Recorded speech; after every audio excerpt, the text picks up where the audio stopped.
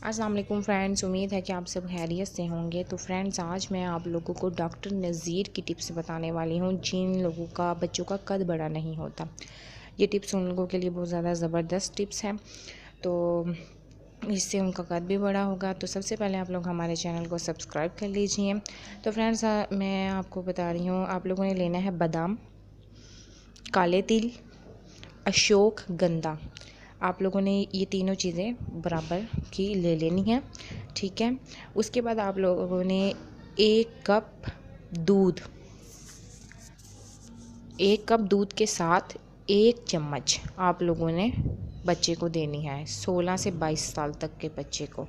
तो इंशाल्लाह ताला उसका कद बढ़ना शुरू हो जाएगा और आपकी टेंशन भी ख़त्म हो जाएगी। अगर आप लोगों को हमारी वीडियो पसंद आती है तो हमारे चैनल को सब्सक्राइब लाजमी कीजिएगा।